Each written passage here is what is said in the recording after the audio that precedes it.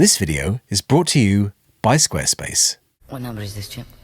Hi, I'm Andrew from Parlogram, and in this video we're continuing our look at the Monkees' original studio albums with this, the Birds, the Bees and the Monkees. Okay, don't get excited, man. It's because I'm short, I know. By early 1968, the Monkees seemed unstoppable. 4 number 1 albums, a hit television series, and a brand new chart-topping single. But behind the scenes, the group was already starting to fall apart. The 4 members were no longer recording together as a band. Each was moving in a different musical direction, often working separately in the studio.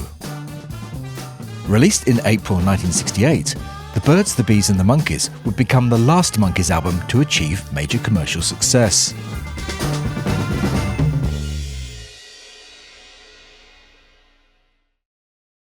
At the same time this album was being recorded, the Monkees television show was reaching the end of its run. Here we come.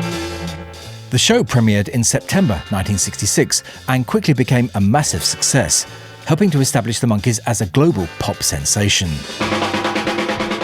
But by early 1968, ratings had begun to fall, and NBC ultimately decided not to renew the series for a 3rd season. By this point, the Monkees had gained far greater control over their recording process than they had on their earlier albums. Headquarters and Pisces, Aquarius, Capricorn and Jones Limited had largely been guided by producer Chip Douglas. Under his direction, the group had been functioning more like a traditional band, playing many of their own instruments in the studio. But Douglas was no longer involved in the new sessions. Instead, the members of the group increasingly began producing their own recordings. As a result, the sessions for the Birds, the Bees and the Monkees were often disjointed. Different members recorded at different times, frequently with different musicians and producers. In effect, the album became something closer to a collection of individual projects. One notable absence from the finished album was Peter Tork as a songwriter. Although he submitted several compositions for consideration, none were included on the final record. His only confirmed musical contribution to the album itself was playing piano on Daydream Believer, and the internal tensions within the group were beginning to show publicly. In this interview in the British music paper The New Musical Express, published in April 1968, Mike Nesmith made a striking comment about the state of the band. "The Monkees are dead," he said. What Mike meant was not that the group itself had ended, but that the original idea of the Monkees as a manufactured television band had run its course. And this album would reveal just how far the group had already begun to drift apart. The Monkees, brought to you by... If you've ever thought of creating your own website, whether it's for a business, a creative project, or just to share your interests with a wider audience, Squarespace makes the whole process very easy. Everything you need is available on one platform. You can create a professional-looking website using their beautifully designed, fully customizable, award-winning templates, all tailored to match the look and feel of whatever you're creating. Squarespace also makes it easy to manage things behind the scenes. Features like built-in analytics, e-commerce tools, and secure hosting are all included. And if you're selling products online, Squarespace allows you to manage inventory, process payments, and track orders all from one place. So if you'd like to try it for yourself, head on over to squarespace.com for a free trial. And when you're ready to launch, go to squarespace.com/parlogram to save 10% off your first purchase of a website or domain. Written by Jon Stewart and sung by Davey, Daydream Believer had originally been recorded during the sessions for the previous album. Instead of appearing there, it was held back and released as a single in November 1967, quickly becoming one of the Monkees' most beloved recordings. The song reached number 1 in the US and sold well over 1 million copies. In the UK, it peaked at number 5 in January 1968, becoming the group's final top 10 single there. It was also one of the last Monkees recordings to feature all 4 members performing together in the studio. Today, it remains their second most streamed song behind I'm a Believer. The first version of Valleri was recorded way back in August 1966, and it first appeared in the 1967 television episode The Monkees in Texas, before the song was re-recorded in early 1968 for release as a single. There's a girl I know who makes me feel so good. This new version featured a stronger vocal by Davy and a fuller arrangement with brass. Released in February 1968, the single became another major hit for the Monkees, reaching number 1 on the Cashbox chart and number 3 on Billboard. In the UK, it reached number 12. Yet despite its success, it represented a step backwards for Mike Nesmith. In the 1968 interview with New Musical Express, he bluntly stated, "In my opinion, Valleri is the worst record I have heard in my entire life." From Mike's point of view, the song was a return to the more manufactured pop sound the band had been trying to get away from since the Headquarters sessions. On this album, Mike Nesmith emerges as the dominant creative voice, pushing further into the country and folk influences he'd already been exploring on earlier records.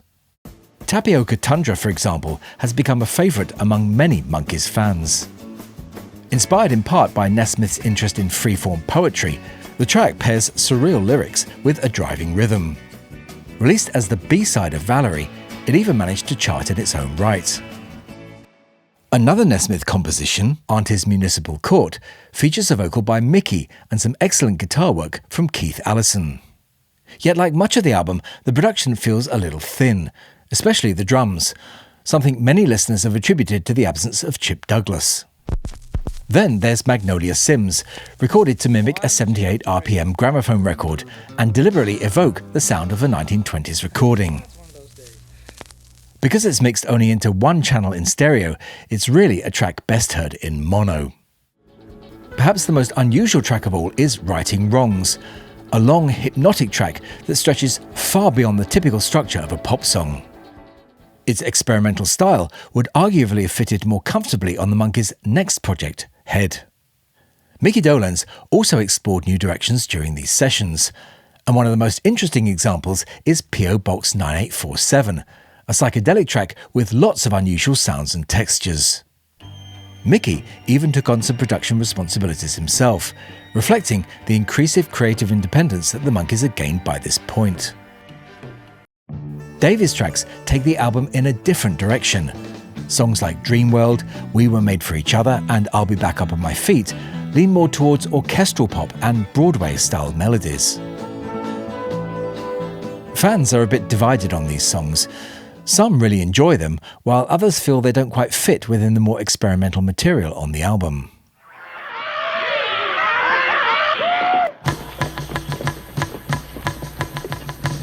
The king of Zori call for a war. The album closes with Zor and Zam, a surprisingly serious anti-war song. At a time when the Vietnam War was becoming an increasingly dominant issue in American culture, it was a bold way for a group still closely associated with the television comedy series to end an album. More than 50 years later, it's a message that still feels remarkably relevant. Even the album cover reflects the unusual nature of the record. Rather than a traditional band photograph, the cover features an elaborate cabinet filled with various objects arranged like a museum display. The design was inspired by the assemblage artwork of Joseph Cornell, where birds, bees, glass animals and other decorative items were arranged on shelves to create a kind of visual collage. For collectors, the album also exists in a rare dedicated mono mix, pressed in relatively small numbers at the time when mono records were already being phased out. However, not every country received the dedicated mono mix. For example, the mono edition issued in the UK and Canada used a fold-down of the stereo mix. As a result, original mono copies are particularly sought after today. The Birds, the Bees and the Monkees was released to positive reviews at the end of April 1968. Despite the increasingly fragmented nature of the band, the album performed very well, peaking at number 3 on the Billboard chart and number 4 on the Cashbox chart. Listening to the album from start to finish, the lack of cohesion is clear. You move from polished pop singles to experimental material, sometimes quite abruptly. The Birds, the Bees and the Monkees captures the Monkees at a moment of transition. The group had moved far beyond their origins as a television creation, and each member was now developing his own musical ideas and ambitions. But that creative independence also meant that the band itself was beginning to drift apart.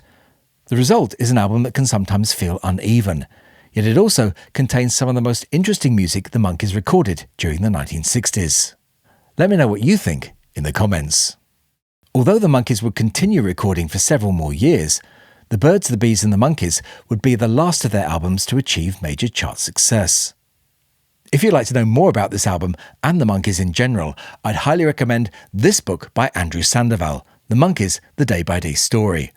It's published by Beatland Books, and you can get a $15 discount by quoting the code Parlogram15 with your order. Just check out the link in this video's description. Yet the story of the Monkees was far from over.